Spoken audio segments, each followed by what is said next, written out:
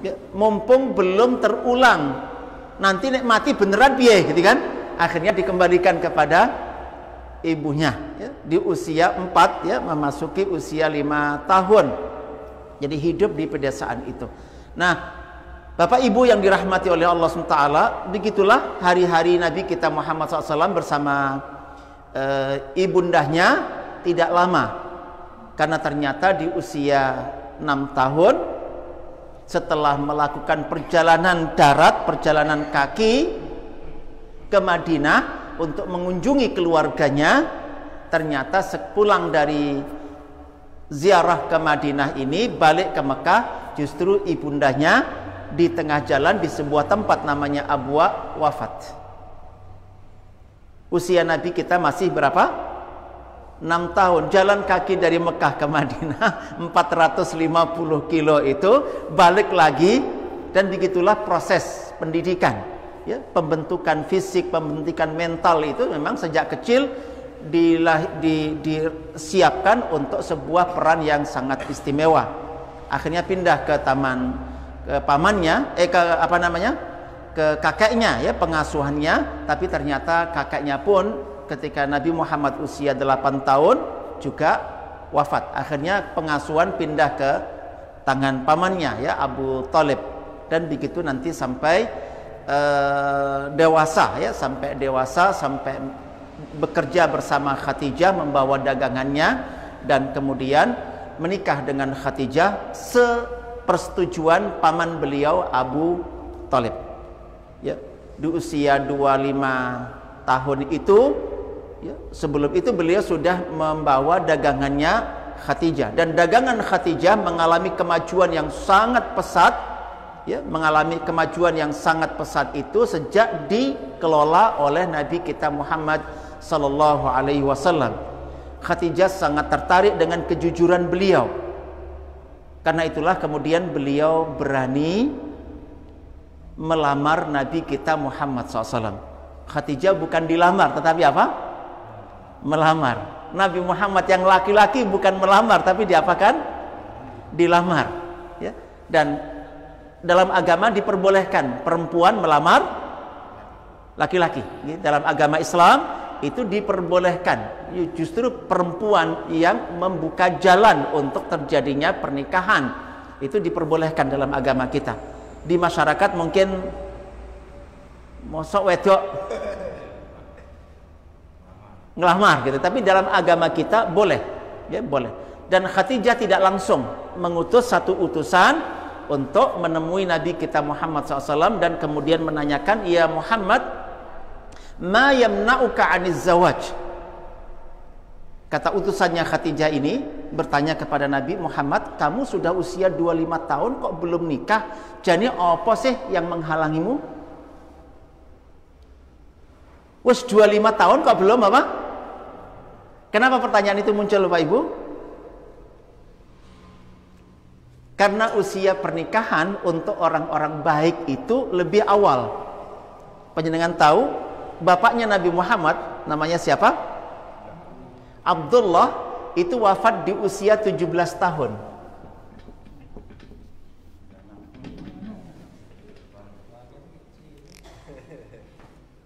Wafatnya Abdullah. Jadi nikahnya usia berapa? Itu. Nah yang menarik ini putranya Muhammad sudah usia berapa? 25 kok belum nikah. Makanya pertanyaannya, ma yamna'uka 'aniz zawaj. Kamu sudah 25 tahun kok belum nikah, apa yang menghalangimu? Maka beliau menjawab, ma baina yadayya ma atazawwaju bihi. Saya belum cukup modal untuk menikah. Padahal sudah kerja, tetapi seluruh hasil kerjanya diserahkan kepada paman beliau Abu Thalib.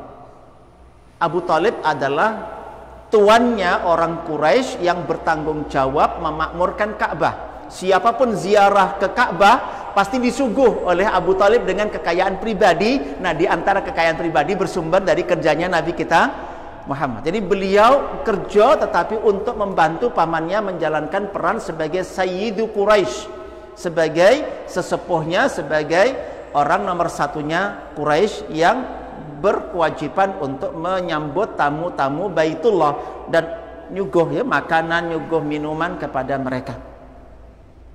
Nah, Bapak Ibu, ketika usia beliau memasuki 38 tahun, pada awalnya Nabi Muhammad SAW itu mengalami mimpi. Setiap beliau mimpi itu kemudian terjadi nyata di lapangan. Setiap mimpi terjadi nyata. Setiap mimpi terjadi nyata. Itu berlangsung beberapa waktu.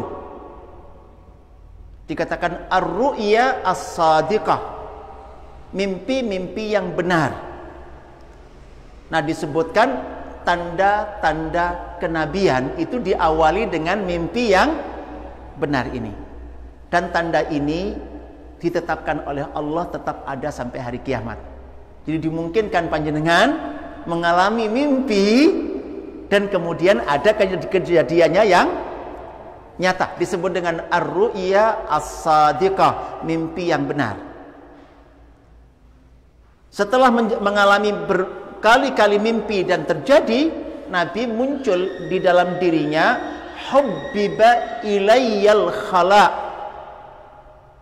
Tahu-tahu muncul dalam dirinya kecenderungan untuk menyepi, kecenderungan untuk menyendiri. Ini usia berapa tadi? 38 tahun. Tidak sepanjang tahun, tetapi hanya 1 bulan saja, yaitu pada bulan Ramadan. Menjauh, ya, meninggalkan istrinya Khadijah radhiyallahu anha dan masyarakatnya, menyepi di sebuah gua. Nah, gua Hira itu Bapak Ibu sudah dikenal di kalangan Jazirah Arab sebagai guanya orang-orang baik. Gua Hira itu dikenal sebagai guanya orang-orang, artinya nggak akan datang ke lokasi itu kecuali orang-orang baik. Setidaknya ingin memperbaiki diri, tapi rata-rata ingin menaikkan kebaikannya itu dengan datang ke, jadi punya kepercayaan begitu. Makanya banyak orang-orang miskin, peminta-minta itu nggak kemana-mana, ingin mendapatkan rizki, cukup nyanggong saja di perjalanan menuju ke Gua Hira ini, orang yang datang pasti bersedekah. Itu sudah sejak zaman sebelum Nabi Muhammad SAW ada. Sampai hari ini, kalau jenengan nanti berkunjung di Mekah ke Gua Hira akan ketemu dengan orang apa namanya? Meminta-minta itu. Nah, Bapak Ibu yang dirahmati Allah, Nabi Muhammad membawa bekal untuk dirinya sendiri dan untuk dibagikan kepada orang-orang miskin yang ada di sekitar Gua Hira itu.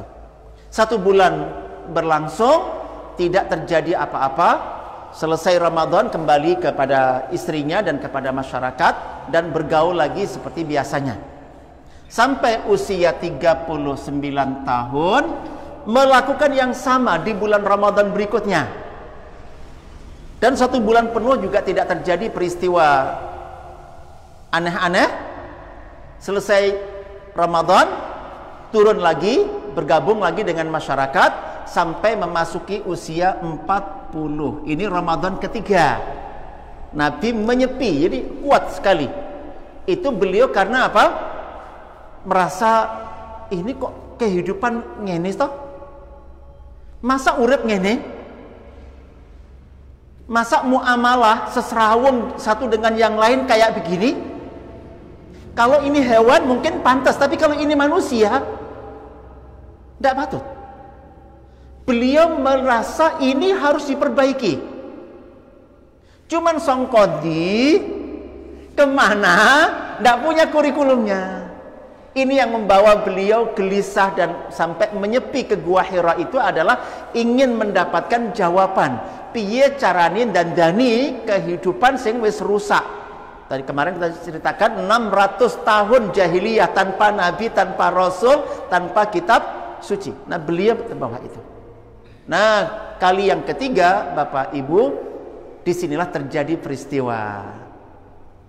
Ramadan ketiga usia 40 tahun. Tahu-tahu muncul seseorang tidak berkenalan dulu. Kenalkan Muhammad, saya malaikat Jibril gitu kan, kepenak. Ini tidak ada perkenalan. Iki sopo? Ujuk-ujuk nyuruh, ya Muhammad. Loh kok kenal jenenge gitu kan? Iqra, bacalah. Nabi Muhammad antara heran, kaget, jawab, ma ana biqari, saya tidak bisa baca. Memang Nabi Muhammad nggak bisa baca tulisan. Dijawab dengan jujur, tahu-tahu Nabi Muhammad ditangkap, didekap, itu keras banget. Jadi tubuhnya Nabi Muhammad itu didekatkan kepada tubuhnya Jibril ini, sak kuat-kuatnya nih bahasanya menungso. Nabi Muhammad sampai kesulitan nafas. Beliau menduga dibunuh, sudah mati. Begitu beliau pasrah mati, dilepas. Dengan ngos-ngosan, diperintah lagi, ya Muhammad Iqra. Muhammad bacalah. Gemetaran, ketakutan, diulang jawabannya, ma ana biqari, saya tidak bisa baca.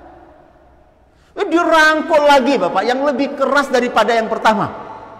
Ya jelas gelagapan. Menduga sudah mati beneran ini, dilepas lagi. Diulang perintahnya, ya Muhammad Iqra. Beliau menjawab dengan jawaban yang sama, ma ana biqari, saya nggak bisa baca. Dirangkul yang ketiga lebih keras daripada yang pertama dan kedua. Kali ini Nabi Muhammad benar-benar pokoknya iki dipateni karo wong iki. Ya anaknya beliau juga nggak ngelawan. Nah baru setelah itu dilepas. Nah yang keempat kalinya dipandu, Iqra bismi rabbikal ladzi khalaq. Khalaqal insana min alaq. Ini kan genah ya, dipandu di ora dikongkon. Tapi inilah sebuah proses ya. Nabi mengalami menerima wahyu itu ngoten niku. Dan saya yakin panjenengan dalam proses mencari ilmu juga mengalami kesulitan-kesulitan tertentu gitu ya. Itu dialami oleh siapapun yang talabul ilmi, itu pasti ada kesulitan-kesulitan tertentu. Tapi inilah tabiat orang memang belajar ya. Memang ono susah. Tapi nikmat insyaallah di ujungnya ya, karena mendapatkan informasi dan ilmu-ilmu yang penting. Nah Bapak Ibu, ketika didikte 5 ayat ya, ini 2 ya, baru 2 ini, 1 dan ini yang kedua. Ada 5. Kita sambung nanti insyaallah besok. Dan yang terjadi begitu selesai 5, orang ini terus pergi begitu saja. Tanpa jelaskan dia siapa, tadi yang didiktekan apa. Terus lungo menghilang. Di situ Nabi Muhammad langsung ringkes-ringkes, barang-barangnya terus turun kembali kepada istrinya dan kemudian meminta diselimuti, zammiluni, zammiluni, dalam kondisi gemetar, dalam kondisi ketakutan, minta diselimuti. Subhanallah, Khadijah radhiyallahu anha tidak terpengaruh dengan kondisi Nabi, minta diselimuti, diselimuti aja. Dan ketika beliau nampaknya belum siap untuk ditanggap, ya sudah, biar istirahat. Hatta dhahaba anhu raw, kata Khadijah, sampai rasa takut itu hilang dari wajah Nabi, dari gemetaran tubuhnya sudah hilang. Nah baru ditanya, tolong ceritakan apa yang terjadi. Nah akhirnya diceritakan semua peristiwa tadi itu, tentang perintah membaca, didekap, seakan mau dibunuh, diulang sampai akhirnya didiktekan 5 ayat tadi itu. Ya beliau itu nggak tahu ini ayat gitu kan. Nabi membuat kesimpulan, laqad khasyitu ala nafsi. Nampaknya mulai hari ini saya sudah harus siap-siap untuk mengalami kondisi itu, bahkan mungkin sampai dibunuh. Dan Nabi menyimpulkan itu setan. Yang melakukannya adalah apa? Setan, jin jahat. Mendengar kesimpulan yang negatif itu, Khadijah radhiyallahu anha yang sudah hidup sekian tahun, lebih dari 15 tahun hidup bersama Rasulullah SAW, Khadijah justru punya keyakinan, tidak mungkin. Kata Khadijah, kalla ma yukhzikallahu abadan. Tidak mungkin. Tidak mungkin Allah menghinakan kamu selamanya. Innaka latasduqul hadis. Kamu ini orang kalau ngomong pilih-pilih kata dan selalu jujur. Tidak mungkin dibiarkan oleh Allah dimainin oleh jin. Wa tahmilul kalb wa taksibul ma'dum wa tuqrid dhaif. Engkau adalah orang yang setiap ngomong jujur. Setiap terjadi peristiwa, ada bencana, kamu ini orang yang pertama datang membantu. Bahkan kamu bekerja untuk orang yang tidak punya pekerjaan, tidak punya income, supaya bisa hidup. Nabi Muhammad kerja supaya diberikan kepada mereka hasilnya. Orang seperti ini dibiarkan untuk dimainin oleh setan? Kalla, kata Khadijah, tidak mungkin, mustahil. Di sini kita butuh kenal Bapak Ibu, kita butuh kenal kebaikan istri kita apa, istri butuh kenal kebaikan suaminya apa, dan ini menjadi satu pengikat yang luar biasa kalau masing-masing mengenal sisi unggulnya. Nah, singkat pendek kata Bapak Ibu, inilah yang diterima oleh Nabi kita Muhammad SAW. Apa artinya Iqra itu? Terjemahan bebas dalam bahasa Indonesia itu membaca. Dalam bahasa Arab ada beberapa makna. Makna pertama membaca Iqra itu adalah jamaah, mengumpulkan. Kemarin sudah kita mengetahui arti Quran. Kemarin itu qiraah itu dari mulai menggabung huruf dengan huruf jadi kata. Dari kata dengan kata menjadi ayat. Ayat jadi surat. Surat dengan surat menjadi Al-Quran 114 surat.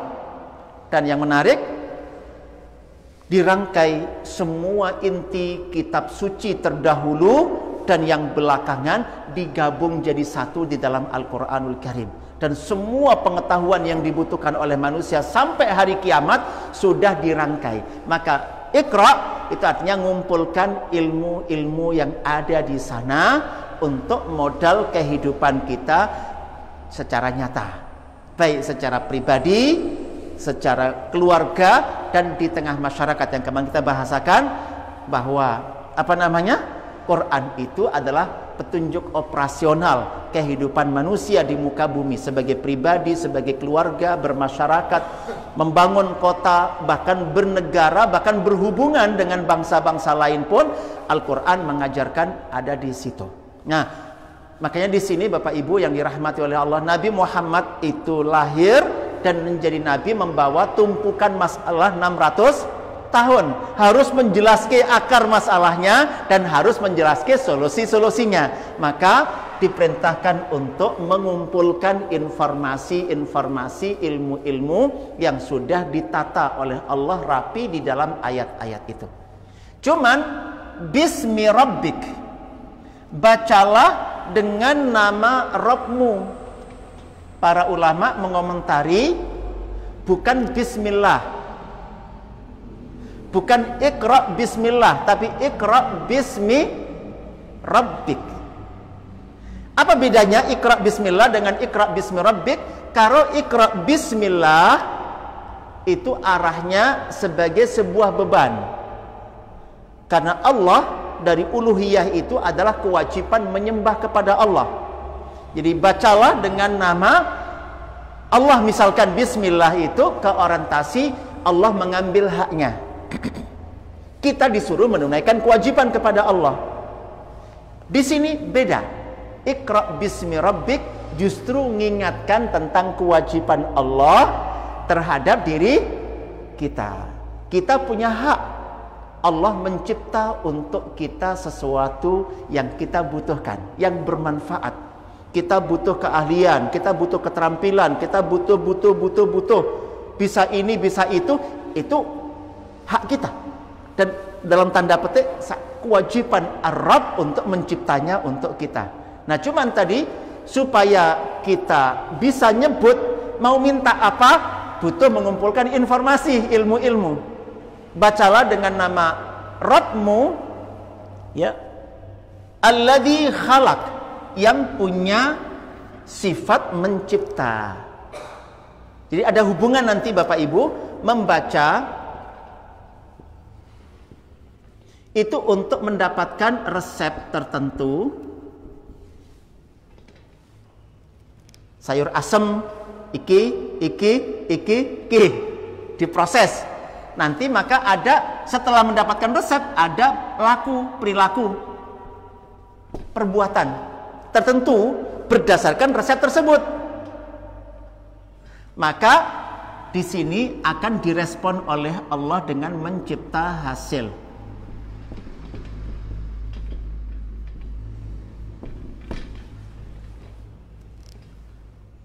Kok aku raiso khutbah ya? Nanti ada bahan bacaan. Kalau jenengan baca, pasti nanti akan ketemu resep-resep tertentu.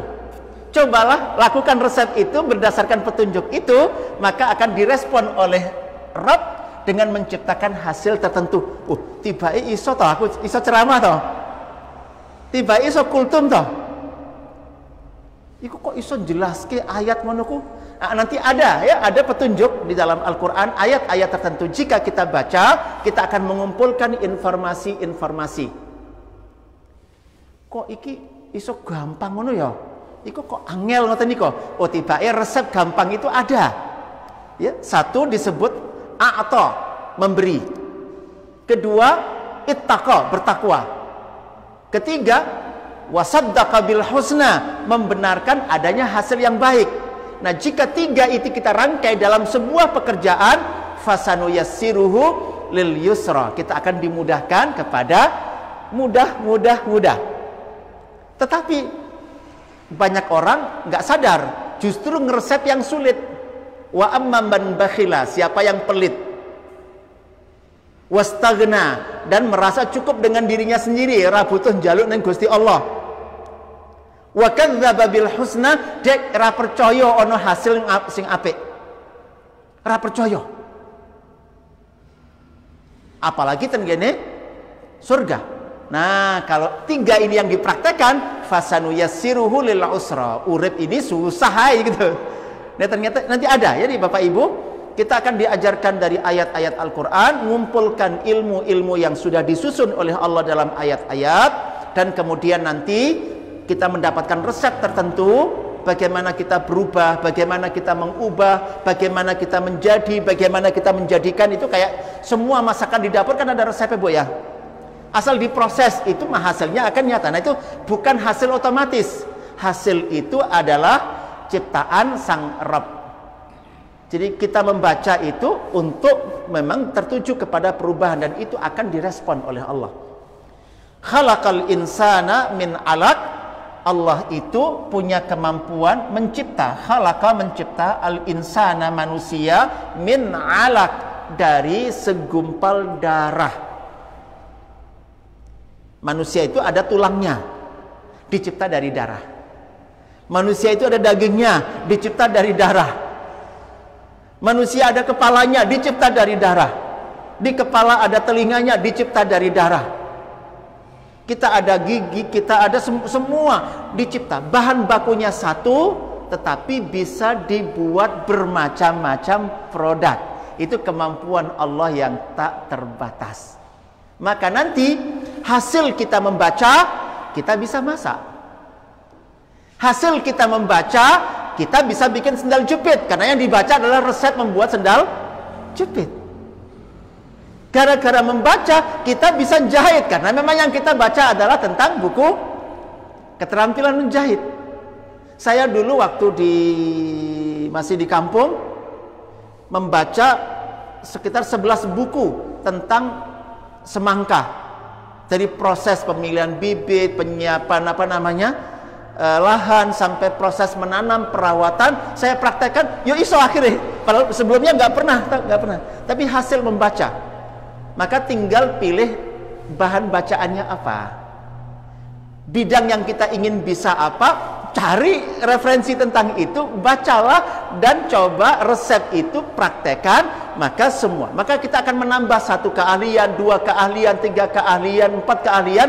Itu memungkinkan. Artinya apa? Bisa diilmiahkan. Kok iso sukses ya? Kok iso gagal ya? Itu semuanya nanti, inilah rahasia kenapa 5 ayat ini yang diturunkan pertama.